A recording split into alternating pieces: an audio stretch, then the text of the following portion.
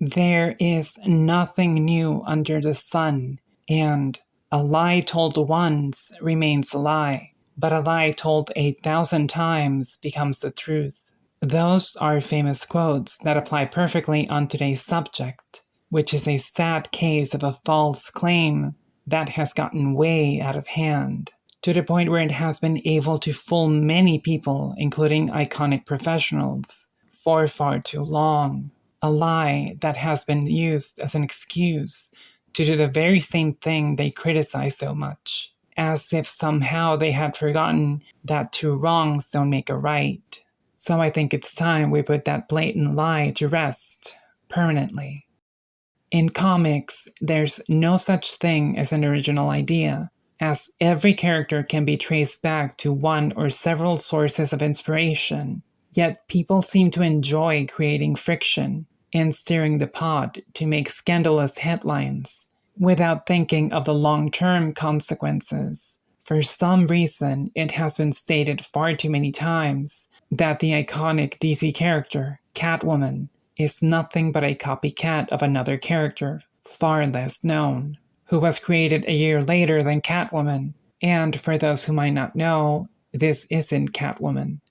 Having debuted on 1941, 6 months prior to Wonder Woman, and despite being extremely unknown to the general public, Miss Fury is one of the most important comic book characters in history, simply by the fact that she was created by the trailblazing legend June Tarp Mills, who is iconic for being one of the first women to work in comics, as well as being the first woman to create a female superhero.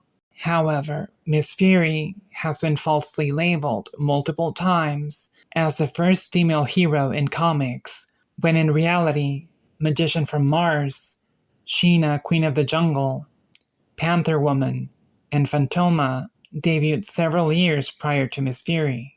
Now, please keep in mind I mentioned this just so you know when the misconceptions began, because this right here is where everything started.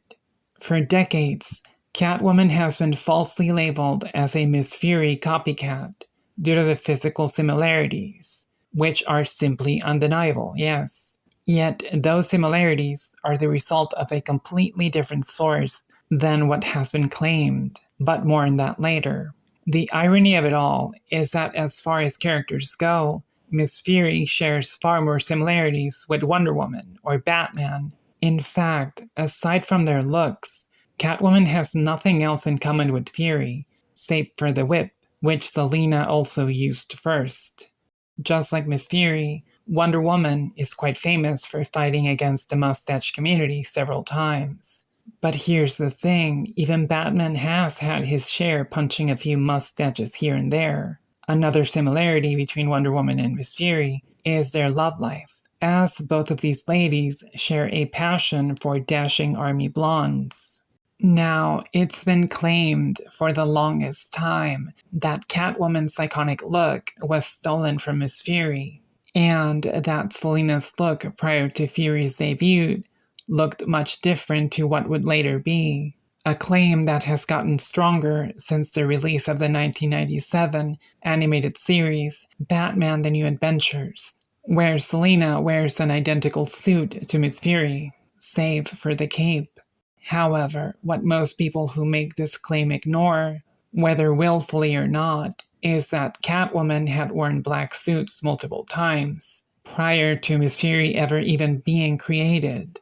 Not to mention that Catwoman was conceived as an extension of Batman, and that even though Selina did begin wearing an ugly cat mask, it was only a matter of time before Selina would wear something more akin to Batman, regardless of whether there was a Miss Fury or not, because the cat has always been presented as a female counterpart to the bat, in almost every way. And what's more, it's pretty obvious that Miss Fury's look was also inspired by Batman himself.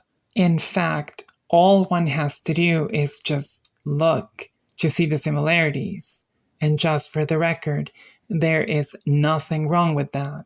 Batman has made such an impact in pop culture even since the very beginning, that he has inspired a wide range of characters with very similar themes and looks, and one of them is clearly Miss Fury. Funny enough, Miss Fury also resembles the Fox from 1940, a year prior to her creation, who is another character who comes from the same vine as Batman. Yet somehow neither have ever been called for the similarities with the Bat. Now, curiously enough, it should also be mentioned that one of Miss Fury's enemies bears a striking resemblance to Catwoman's alter ego, Selina Kyle, specifically Catwoman's first appearance, down to the clothing, hairstyle, and facial features, which is something I haven't seen anyone mention, but I think it's a little too on the nose, but eh. Miss Fury's creator, June Tarp Mills, retired from comics in 1951 after a very successful run with Miss Fury. Sadly, June's health problems forced her out of the industry, working instead on commercial illustration until her later years. Miss Fury wouldn't be seen up until several decades later, when several reprint and collected editions of Miss Fury's first adventures were released by Marvel Comics. Sadly, Miss June passed away from health complications on 1988. It should be noted that Miss June never married and had no children. However, Miss Fury would return on 1991 on a 4-issue miniseries that drifted rather drastically from what the original Miss Fury was all about. In this series, we saw a new Miss Fury, the granddaughter of the original, taking up the mantle and going up against an imposter. However, the look was adapted to look far sleeker, going for a gray suit rather than the black one, ditching the cape and opting for a different type of mask, very much like Catwoman or any member of the Bat family. Now, something to take into account is that Michelle Pfeiffer had famously been cast as Catwoman for the Batman Returns film. The news of the casting was so big that it was even spoofed on animated shows and magazines. And the thing is, by the time the Miss Fury miniseries came out, Batman Returns was already in post-production. Now tell me, does this version of Miss Fury remind you of anyone somehow? After the miniseries, and to everyone's surprise, Miss Fury made a comeback in 1993 on the pages of Protectors from Malibu Comics. This time, however, Miss Fury was sporting a look far from anything she had ever worn, and much closer to Catwoman's look. Yet somehow people have twisted the narrative to make it seem as if once again Catwoman was the copycat, when in reality, Catwoman wore an almost identical suit over 5 years prior on the pages of Action Comics.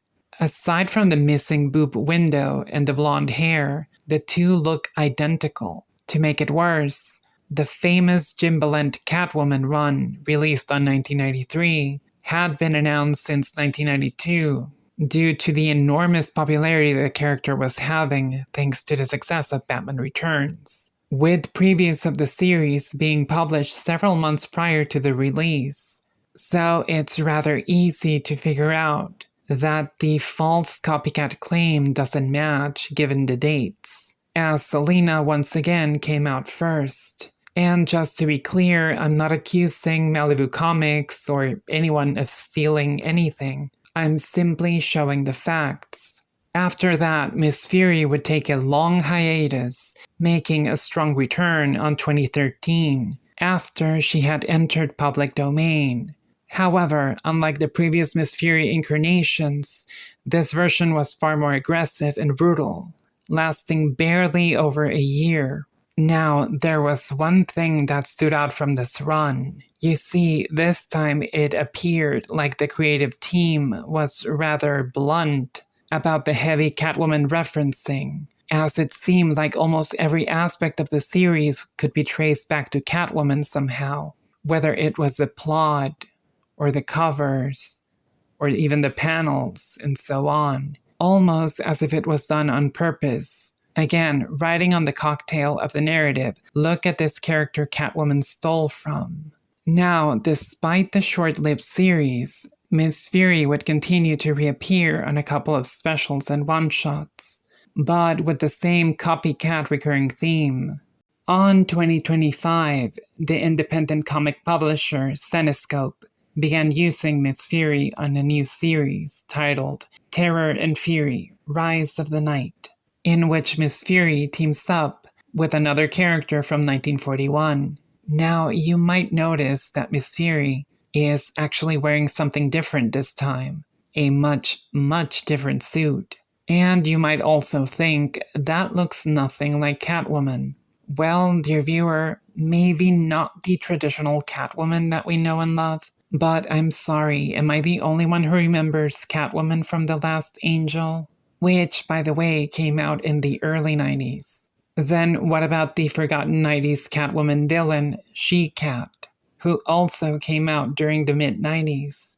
And perhaps even this early 2000s Catwoman figure, which might seem a little silly, but just look at these two.